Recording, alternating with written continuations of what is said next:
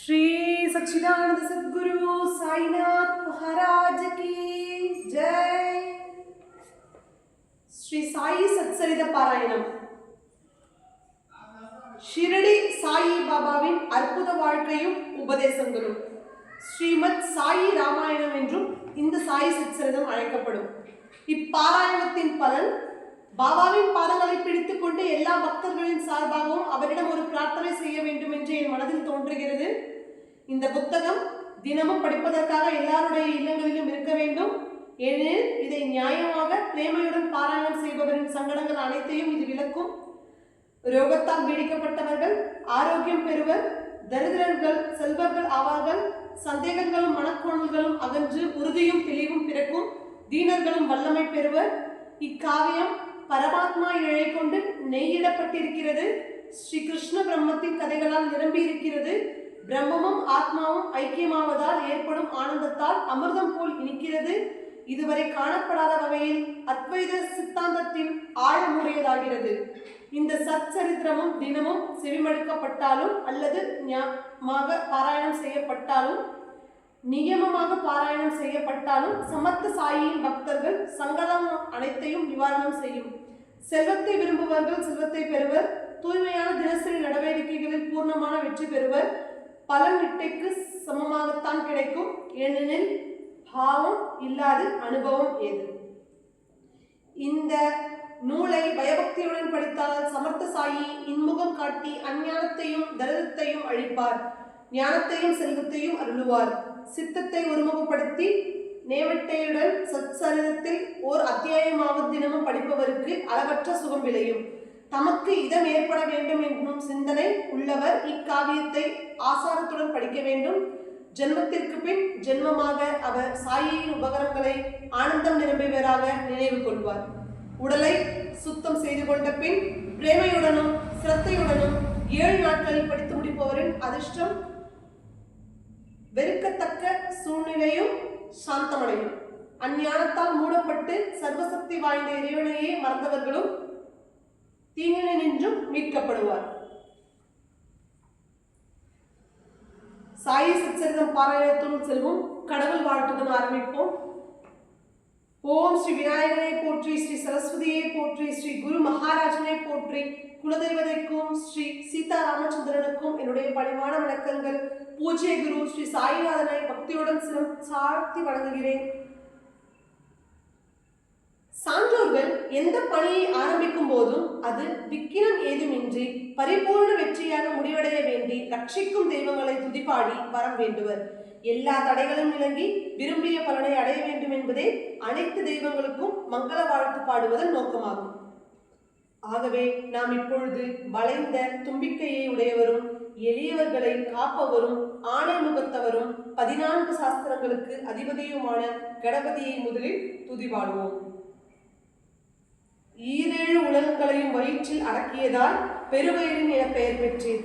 பக்தர்களுக்கு ஏற்படக்கூடிய இடைஞ்சல்களையும் தடங்கங்களையும் வெட்டி வீழ்த்துவதற்காகவே கையில் கோடாரி ஏந்தினேன். ஓ சிவன்களுக்கு தலைவரே, யானை முகத்தோரே, விக்கிரங்களால் ஏற்படும் ஹிம்சையை போக்குபவரே, என்னுடைய வாக்கில் உமது அருளை பொழிய வேண்டும் என்று வேண்டி சாஷ்டாங்கமாக நமஸ்கரிக்கின்றேன். நீர் பக்தர்களுக்கு சகாயம் செய்பவர். உமது தண்டை சலங்கைகளிலிருந்து தடங்கல்கள் அனைத்தும் உருண்டோடுகின்றன. ஒரு கண் வீச்சாலேயே தரித்திரத்தை விரட்டி எடுக்கிறீர். நீர் சம்சார கடலை கடக்க உதவும் நாவாய். அஞ்ஞான இருளில் ஞான ஜோதி. பெருமானே, ருத்தி தேவி சித்தி தேவியுடன் கூடிய நீர் எனக்கு அருள் புரிய வேண்டும் என்று இறைஞ்சுகின்றேன். ஜெய ஜெய 3 வாகனரே, தடங்கல்களாகிய காட்டை அழிப்பவரே, உமையவனின் மைந்தரே, மங்களகரமான முகத்தோரே, உம்மை வணங்குகிறேன், போற்றி போற்றி. இங்கு நான் முன்னோர்கள் சென்ற பாதையில் எடுத்த காரியம் தடங்கலின்றி முடிவதற்காகவும் மங்களம் வேண்டியும் ரட்சிக்கும் தெய்வங்களை வணங்குகிறேன். ஆயினும் சாயியே ஆணை முகத்தோனும் கணபதியும் அல்லரோ. கையில் கோடாரி ஏந்தி தம்முடைய காதை பிரவசனம் செய்யப்படும் போது ஏற்படும் விக்கிரங்களை வெட்டி வீழ்த்துவார் அல்லரோ. ஆணை முகந்தோரும் அவரே, நெற்றியில் பிறை அணிந்த பாலச்சந்திரனும் அவரே, ஒற்றை கொம்பரும் அவரே, யானை போன்று காதுகளை உடையவரும் அவரே, விக்கினமாகிய காடுகளை பயங்கரமாக அழிக்க உடைந்த தந்தமுடையவரும் அவரே. ஓ எல்லா மங்களங்களுக்கும் மங்களமானவரே, பெருவயிறு படைத்தவரே, கருணையுள்ளம் கொண்டவரே, சிவகணங்களுக்கு தலைவரே, நீர் சாயியை தவிர வேறு எவரும் அல்லர். நிஜமான சுகத்தை அளிக்கக்கூடிய பரமபத பாதையில் என்னை நடத்தி செல்கிறார்கள். அடுத்தடுத்தாக பிரம்மாவின் புத்திரியான சரஸ்வதியை வணங்குகின்றேன். அவர் கலை செல்வத்துடனும் கற்பனை சக்தியுடனும் என்னுடைய நாவை தம்முடைய வாகனமாகிய ஹம்சமா அன்னப்பறவையாக கருதி அதில் அமரட்டும். தூய வெள்ளையுடைய தரித்தவளே, எற்றியில் சிவப்பு குங்குமம் அணிந்தவளே, ஹம்சவாகினியே, பிரம்ம வீணியை ஒழிப்பவளே, என் மீது கிருபை செய்வாய் அம்மா. ஜெகநாதாவும் வாக்கின் தெய்வமான சரஸ்வதியின் கடாட்சமின்றி கலையோ இலக்கியமோ கவியோ காதையோ எப்படி எங்கனம் வந்தடையும்? அவருடைய அருளினின்றி யான் இந்த சாயி புராணத்தை எங்கனம் எழுத முடியும்? உலகனைத்தையும் ஈன்றவரும் வேத மாதாவுமான சரஸ்வதியே சகல கலைகளுக்கும் தாயார் அல்லவோ? அடியேனுடைய கரம் வழியாக சமர்த்த சாயி சச்சரிதம் என்னும் இவ்வமுதத்தை எல்லோரையும் பருக வைக்க அவரை வேண்டுகிறேன்.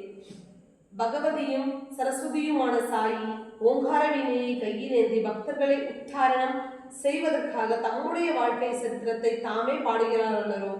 படைத்தல், காத்தல், அழித்தல் பணிகளை செய்யும் முறையே பிரம்மாவையும் விஷ்ணுவையும் சங்கரனையும் வணங்குகின்றேன். சத்துவம், ராஜசம், தாமசம் ஆகிய முக்குணங்களையும் அதிபதி அல்லரோ அவர்? ஓ சுயஞ்சோதியான சாயிநாதரே, நீரே எமக்கு கணபதியும் பிரம்மாவும் விஷ்ணுவும் சிவனும் ஆவீர். நீரே எமது சத்குரு. நீரே எங்களை சம்சார கடலை பாத்திரமாக தாண்ட வைக்கும் கப்பல். பக்தர்களாகிய நாங்கள் இக்கப்பலில் பிரயாணிகள். எங்களை அக்கறை சேர்ப்பீர் ஐயனே. பூர்வ ஜென்மங்களில் செய்த சுககிருதங்களால் புண்ணிய செயல்களால் அல்லவோ உமது பாதங்கமலங்களை நோக்கி நாங்கள் பலமாக இழுக்கப்பட்டிருக்கிறோம். அதுவே எங்களுடைய அடைக்கலம். இப்பொழுது குலதெய்வதையாகியவரும் பார்க்கடலில் பள்ளி கொண்டவருமான ஆதிநாராயணரை வணங்குகிறேன். எல்லோருடைய துக்கத்தையும் வேதனையையும் வலியையும் அழிப்பவர் அவரை. எப்பொழுது பரசுராமர் சமுத்திரத்தை பின்னடைய செய்து கொங்கணம் என்னும் புதிய பூமி கண்டாரோ அப்பொழுது அங்கே நாராயணர் பிரசன்னமானார். நாராயணர் சகல ஜீவராசிகளுக்குள்ளும் உறைபவர், ஹிருதயத்தை ஆள்பவர், கிருபா கடாட்சத்தில் காப்பவர். அவரிடமிருந்துதான் நான் உந்துதல் பெறுகிறேன்.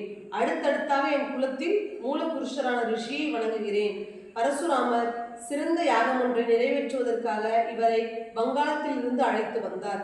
ரிஷிகளில் அரசர், என்னுடைய கோத்திரத்தின் மூல புருஷரும் இருக்கு வேத விற்பனரும் ஆத்திய கௌட பிரம்ம குலத்தை ஸ்தாபனம் செய்தவருமான பரத்வாஜ ரிஷியை நமஸ்கரிக்கின்றேன். அடுத்தபடியாக பரபிரம்மத்தின் வடிவங்களும் பூலோகத்தில் வாழும் தேவர்களுக்குமான வேதமோதும் அந்தணர்களை வணங்குகிறேன். பிறகு மகாயோகீஸ்வரரான யக்ஞவல்கியர், பிருகு, பராசர், நாரதர் போன்றவர்களை வணங்குகிறேன். பராசரின் புத்திரனான வேதவியாசர், பிரம்மாவின் மான புத்திரர்களான சனகர், சந்தனர், சகுமரர், சனத் சுஜாதர் ஆகிய நால்வர், சுகர் சூத்திரம் எழுதிய சௌனகர், விஸ்வாமிஸ்தர், வசிஷ்டர், வால்மீகி, பாமதேவர், ஜெய்மினி, வைசம்பாயனர், நவமுனிகளாகிய யோகீந்திரர்கள் இவர்களுடைய பாதங்களில் விழுந்து நமஸ்கரிக்கின்றேன். அடுத்ததாக நிவிருத்தி, ஞானதேவர், முக்தா, சோபான், ஏகநாதர், சுவாமி, ஜனநாதனர், துகாராம், கான்கோபா, நரஹரி போன்ற ஞானிகளையும் மகான்களையும் வந்தனை செய்கின்றேன். எல்லா ஞானிகளின் பெயர்களையும் எழுத இப்புத்தகத்தில் இடமில்லாத காரணம் பற்றி அவர்கள் அனைவரையும் வந்தனம் செய்து அவர்களுடைய ஆசீர்வாதங்களை வேண்டி பிரார்த்தனை செய்கிறேன். புண்ணிய பிரபாவம் நிறைந்த என் பாட்டனாகிய சதாசிவ தகவல்களை வழங்குகிறேன். இவ்வுலக வாழ்க்கையின் சாராம்யை உணர்ந்த அப்பெருமனதார் தம்முடைய கடைசி காலத்தில் குடும்பத்தை துறந்து பத்ரிநாத், கேந்திரநாத் கஷேத்திரங்களில் வாழ்ந்தார். சிவனை இஷ்ட தேவதையாக கொண்டு எப்பொழுதும் ருத்ராட்சம் தரித்து சிவபக்தராக வாழ்ந்த என் பிதாவை வணங்குகிறேன். எனக்கு இந்த ஜென்மத்தை அளித்தவரும் இரவு பகல் பாராமல் சோர்ந்து போகாமல் பல கஷ்டங்களை அனுபவித்து என்னை வளர்த்தவருமான என் அன்னையின் பாதங்களில் விழுந்து வணங்குகிறேன். அன்னையின் சேவைகளுக்கு நான் என்று எவ்விதமாக கைமாறு செய்ய முடியும்? ஆயினும் நான் குழந்தையாக இருந்த போதே என்னை விட்டு அன்னை இறந்து விட்டார். பிறகு ஹரிபக்தையான அத்தை என்னை சிரமப்பட்டு வளர்த்தார். அவருடைய பாதங்களில் விழுந்து வணங்குகின்றேன். எனது அண்ணன் என் மீது எல்லையில்லாத அன்பு பாசம் உடையவர். எனக்காக என் உயிரையும் தியாகம் செய்திருந்தார். அவருடைய பாதங்களை வணங்கும் போது என் மனதில் நன்றி உணர்ச்சி பொங்குகிறது. கதை கேட்பவர்களே, உங்கள் அனைவரையும் நான் வணங்குகின்றேன். ஒரு முனை சித்தமாக கதையை கேட்கும்படி கேட்டுக்கொள்கிறேன். நீங்கள் கவனமாக கேட்கவில்லை என்றால் நான் எவ்வாறு மகிழ்ச்சி அடைய முடியும்? மேலும் மேலும் கேட்க வேண்டும் என்ற ஆவல் எவ்வளவுக்கு எவ்வளவு சிறந்த ரசிகருக்கு இருக்கிறதோ அவ்வளவுக்கு அவ்வளவு கதை சொல்பவருக்கு உற்சாகமும் தெம்பும் பெருகி மேலும் மேலும் சொல்லிக்கொண்டே போவார். நீங்கள் கவனக்குறைவாக இருந்தால் நான் கதை சொல்லி பிரயோஜனம் இல்லை. ஆகவே நான் உங்களை சாஷ்டாங்கமாக நமஸ்காரம் செய்து அகமலர்ச்சியுடன் இக்கதையை செய்யும்படுக்குமாறு கெஞ்சுகிறேன். நான் இலக்கிய ஞானம் படைத்தவன் அல்லேன், காவியங்களை படைத்தவன் அல்லேன், கதா கீர்த்தனைகளை கூட கேட்டவன் அல்லேன். இது உங்களுக்கு நன்றாகவே தெரியும். எனக்கு என்னுடைய குறைகள் தெரிந்திருக்கின்றன. தகுதியின்மையையும் நன்கு உணர்கிறேன். குருவின் கட்டளையை நிறைவேற்றுவதற்காகவே அவருடைய திவ்ய சரித்திரத்தை எழுத முயற்சி செய்கிறேன். உங்களுடைய முன்னிலையில் நான் ஒரு சிறு துரும்பே என்பதை என் மனம் எப்போதும் சொல்கிறது.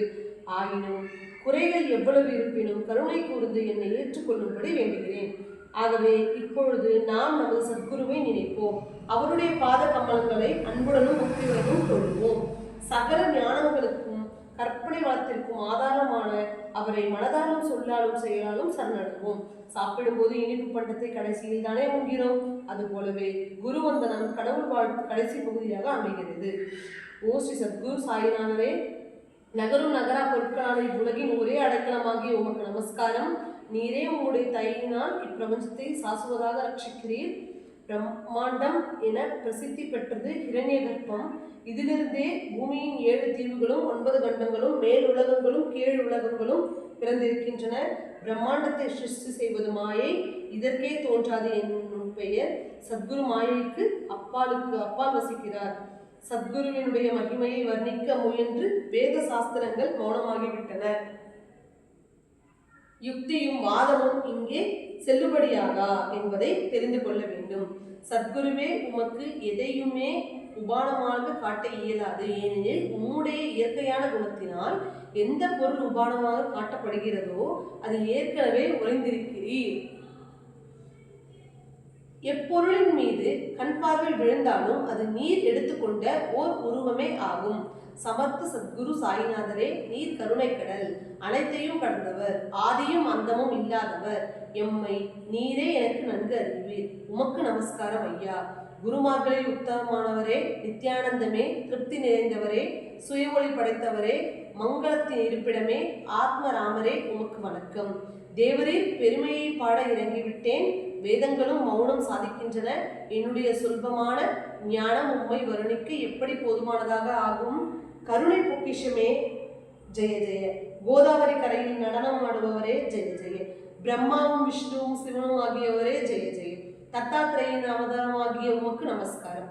பிரம்மத்தின் முழு முதற் பொருள் அருள் குரு ரூபமாக மட்டுமே வருகிறது. சத்குருவின் அனுகிரகமின்றி பிரம்மத்தை அறிய முடியாது. குருவினுடைய பாத கமலங்களில் 5 பிராணங்களையும் பரிபூர்ணமாக சரணாகதி செய்துவிட வேண்டும். குருவின் சந்நிதியில் நம் தலை வணங்கட்டும். கைகள் அவருடைய பாதங்களை மெதுவாக பிடித்து விடட்டும். கண்கள் அவருடைய முகத்தையே விழுகட்டும். மூக்கு அவருடைய பாதங்களை கழுவி நீரின் நறுமணத்தை முகரட்டும். காதுகள் சாயியின் கீர்த்தனையை கேட்கட்டும். சித்தம் மனக்கண்ணில் சாயின் உருவத்தை கொண்டு நிறுத்தி அகண்டமாக தியானம் செய்யட்டும். சம்சார பந்தம் தானாகவே கீழே விழும். உடல், மனம், செல்வம் அனைத்தையும் சத்குருவின் பாத கமலங்களில் சமர்ப்பணம் செய்துவிட்டு வாழ்நாள் முழுவதும் குரு சேவை செய்வோம். குருநாமமும் குருவின் அன்மையும் குருவின் அருளும் குருவின் பாதங்களை அலம்பிய பாலும் குருவின் வீட்டில் வசிக்கும் பாக்கியமும் குரு மந்திரமும் எவ்வளவோ பிரயாசைகளுக்கு பிறகுதான் அடையக்கூடியன. இவை அனைத்தும் மகாசக்தி வாய்ந்தவை. ஏனெனில் இவை பக்தருக்கு தெரியாமலேயே அவனை மோட்ச மார்க்கத்தில் உந்துகின்றன.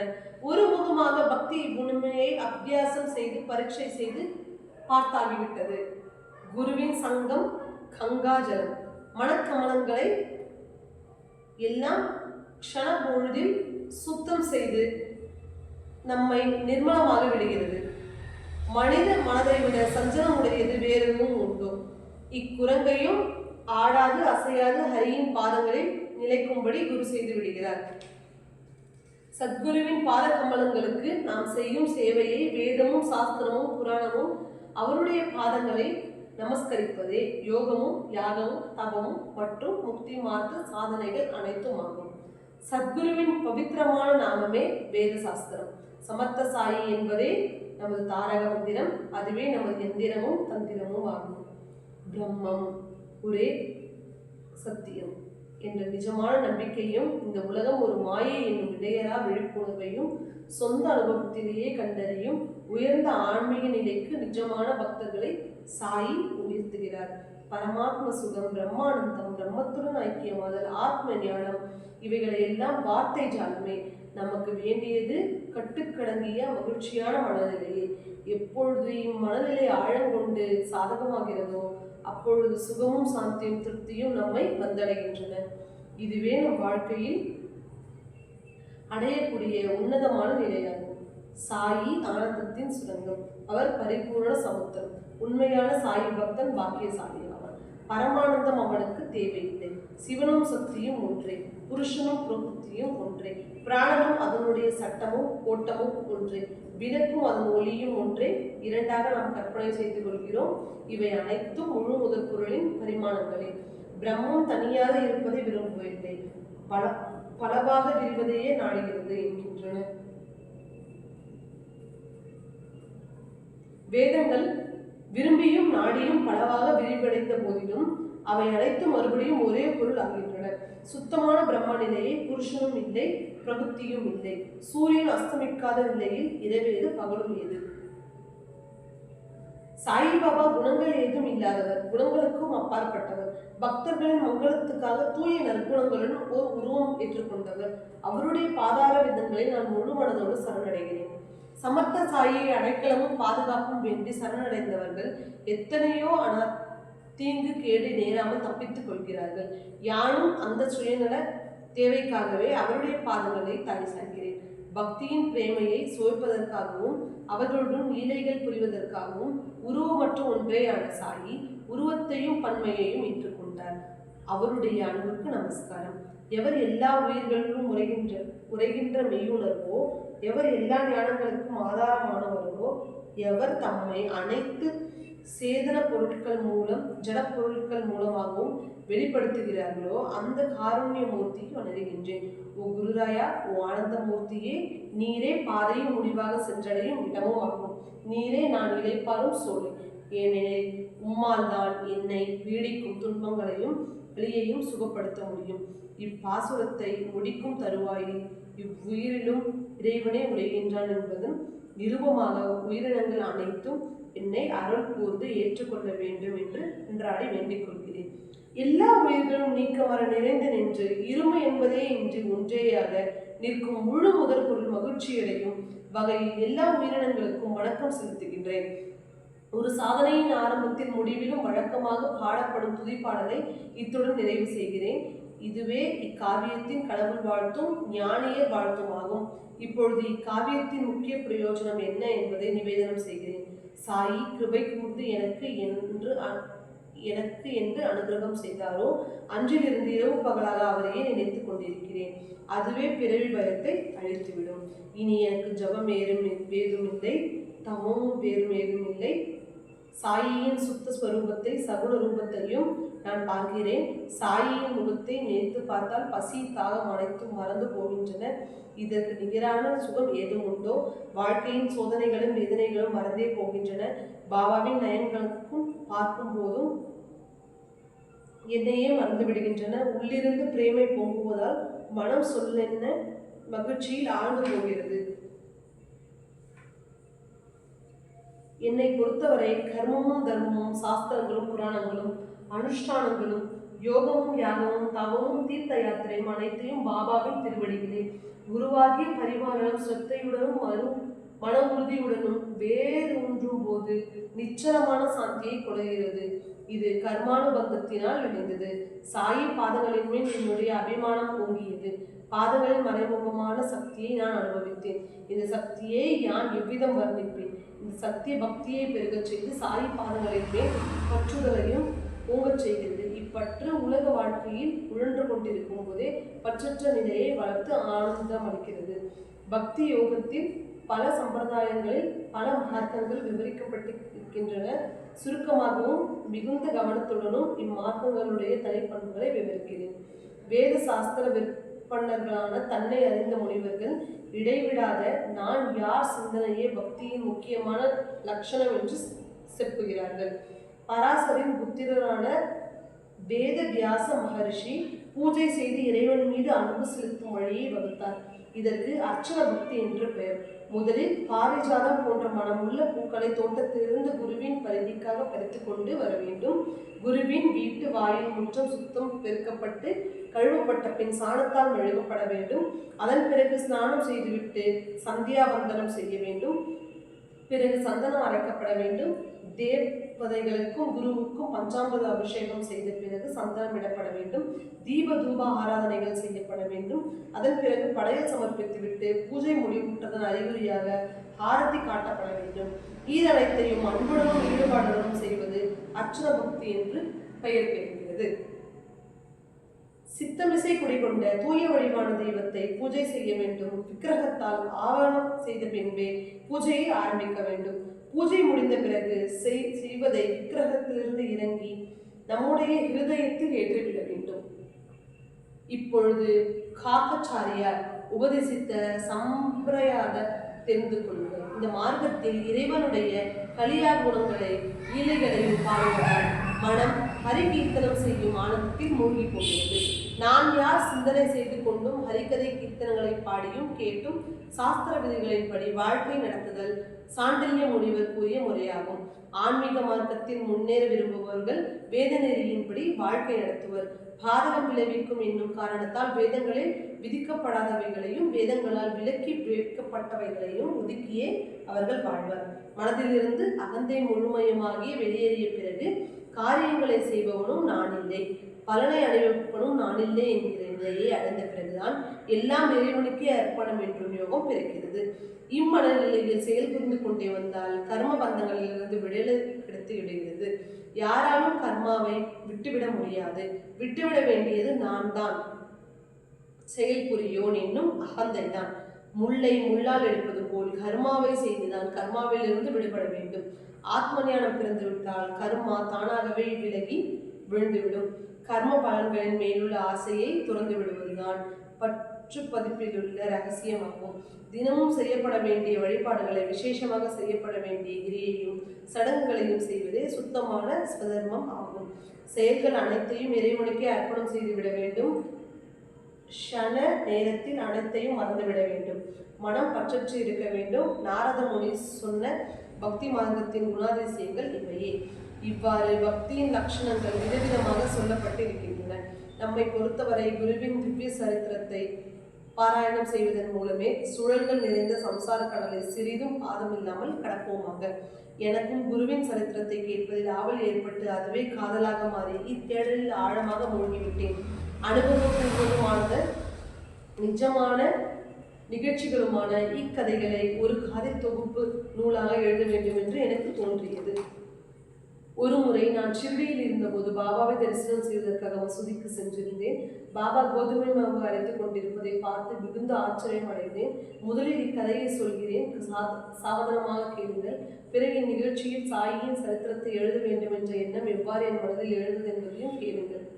ஒரு மகானின் உன்னதமான குணங்களை திரும்ப திரும்ப விவரிப்பதாலும் மனதை கவரும் அவருடைய கதைகளாலும் சத் சங்கத்துடனும் கலந்துரையாடுதலும் மனம் சுத்தமடைகிறது, புத்தி தெளிவடைகிறது. காதால் கேட்டாலே புண்ணியம் அளிக்கக்கூடிய கலியான குணங்களை பாடுவதாலும் அவருடைய லீலைகளையும் கதைகளையும் கேட்பதாலும் இறைவன் புரிதம் அடைகிறான். முத்தோஷங்கள் நமக்கு விளைவிக்கும் துயரங்களும் துன்பங்களும் நிவாரணம் ஆகின்றன. ஆகவே முத்தோஷங்களால் அவதிப்படுபவர்களும் சுய முயற்சியால் மேன்மையுற வேண்டும் என்று ஆவலும் உந்தப்படுபவர்களும் ஆன்மீக சிந்தனை உடையவர்களும் முனிவர்களின் பாதங்களை சரணடைகிறார்கள். கயானுபவத்தால் மேன்மை கூறுகிறார்கள். இப்பொழுது கவர்ச்சியான இக்கதையை கவனத்துடன் கேளுங்கள். பாபாவினுடைய கிருபையும் காருண்யத்தையும் கண்டு மிகுந்த ஆச்சரியப்படுவீர்கள்.